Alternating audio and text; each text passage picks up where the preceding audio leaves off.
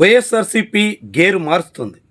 ముఖ్యంగా ఆ పార్టీ అధినేత జగన్మోహన్ రెడ్డి దూకుడు పెంచుతున్నారు. ప్రభుత్వాన్ని మరింత ఇరకాటంలో నెట్టాలని వేగంగా అడుగులేస్తున్నారు. అందుకు తగ్గట్టుగా వరుస పర్యటనలకు శ్రీకారం చుడుతున్నారు. కీలకమైన ప్రాంతాల్లో ముఖ్యమైన అంశాల్లో జోక్యం చేసుకోవడానికి ఆయన ఇప్పటికే స్కెచ్ చేశారు.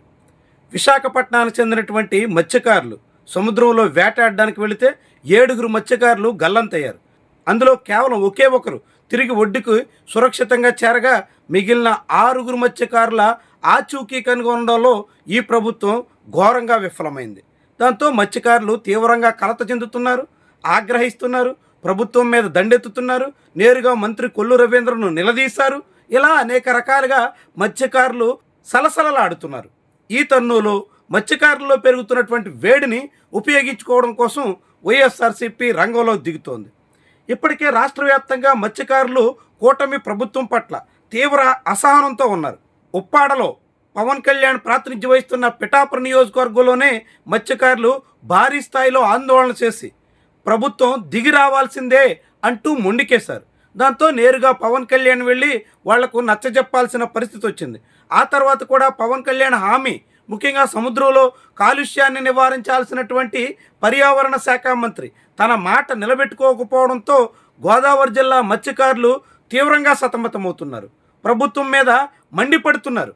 దానికి తోడుగా నెల్లూరు జిల్లా, ప్రకాశం జిల్లా ప్రాంతంలో ఉన్నటువంటి మత్స్యకారులకి అటు పాండిచ్చేరి, తమిళనాడు రాష్ట్రాల నుంచి వస్తున్నటువంటి పడవల కారణంగా వాళ్ళ బోట్లు మూలంగా వేటంతా కోల్పోవడం వల్ల తీవ్రమైనటువంటి సమస్య ఏర్పడింది. ఆ నేపథ్యంలోనే తమిళనాడు చెందినటువంటి బోట్లను ఏపీ మత్స్యకారులు సీజ్ చేస్తే వాటిని కూడా ప్రభుత్వ పెద్దల ఒత్తిడితో, ముఖ్యంగా తెలుగుదేశం పార్టీ ఎంపీ ఒత్తిడితో వదిలేశారు అనే ప్రచారం సాగడంతో చాలా రోజుల పాటు తీర ప్రాంత గ్రామాలన్నీ తల్లడిల్లిపోవాల్సిన పరిస్థితి వచ్చింది.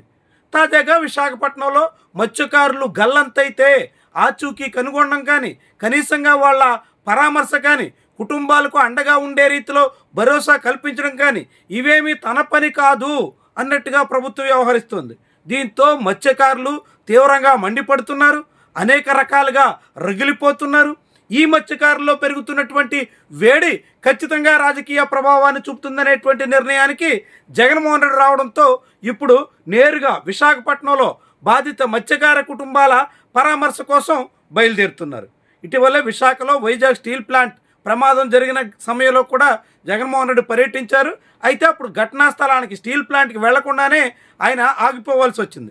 ఇప్పుడు మాత్రం నేరుగా మత్స్యకార కుటుంబాల దగ్గరికి వెళ్ళి వాళ్ళతో మాట్లాడి కుటుంబాలకు అండగా ఉంటాం అనే భరోసా కల్పించే ప్రయత్నం చేస్తున్నారు. ఇలా ఇప్పటి వరకు కూటమికి పూర్తి మద్దతుగా నిలిచిన మత్స్యకారుల్లో భారీగా తన వైపు మళ్లించుకునే ప్రయత్నానికి జగన్మోహన్ రెడ్డి పూనుకుంటున్నారు. దానికి తోడుగా గోదావరి జిల్లాలతో పాటు తీర ప్రాంతం అంతా విస్తరించినటువంటి ఆక్వా సాగుదారుల్లో తీవ్రమైనటువంటి కలకలం రేగుతున్న వేళ ఆ విషయంలో కూడా జగన్మోహన్ రెడ్డి వేలెట్టబోతున్నారు.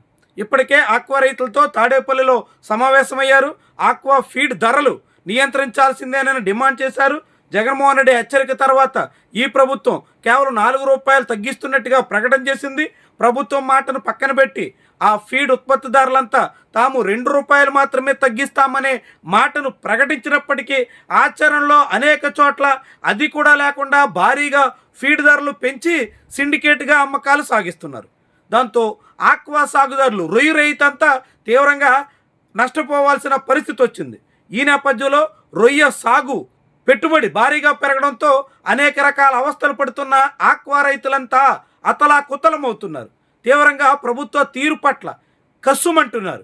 ఇలాంటి తరుణంలోనే ఆక్వా రైతుల సమస్య మీద వేలెట్టడం ద్వారా గోదావరి జిల్లాల్లో ప్రభావం చూపొచ్చని, దాని కారణంగా కృష్ణా, బాపట్ల, ప్రకాశం, నెల్లూరు ఇలా అనేక జిల్లాల వ్యాప్తంగా ఆక్వా సాగు విస్తృతంగా ఉన్నటువంటి ప్రాంతాల్లో పాగా వేయొచ్చని జగన్మోహన్ రెడ్డి అంచనా వేస్తున్నారు. అందుకు తగ్గట్టుగా వరుసగా 2 రోజుల పాటు తొలుత వైజాగ్లో, ఆ తర్వాత భీమవరంలో కార్యక్రమాలు ఏర్పాటు చేశారు.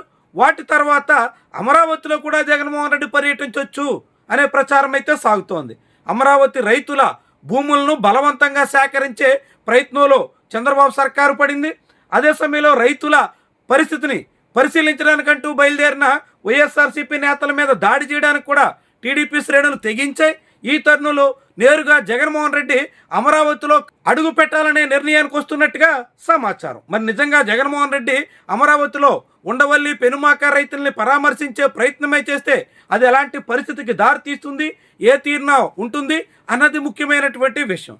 దానికి ముందుగా అసలు భీమవరం పర్యటనలో జగన్మోహన్ రెడ్డి హెలీప్యాడ్కే పర్మిషన్ ఇవ్వం అన్నట్టుగా ప్రభుత్వం మొండికేస్తుందని వైఎస్ఆర్సీపీ ఆరోపిస్తుంది. ప్రభుత్వం అలాంటి కండిషన్స్ పెడితే ఆఖరికి రైల్లోనైనా వచ్చి ఆక్వా సాగుదారులతో సమావేశం నిర్వహిస్తాం తప్ప వెనక్కి తగ్గేదే లేదు అని కూడా ప్రకటిస్తుంది. ఇలా వైఎస్ఆర్సీపీ దూకుడు మీద ఉండడంతో ప్రభుత్వం నిజంగా హెలీప్యాడ్కి పర్మిషన్ లేకుండా అడ్డుకోగల పరిస్థితి అయితే ఇప్పుడు కనిపించట్లేదు.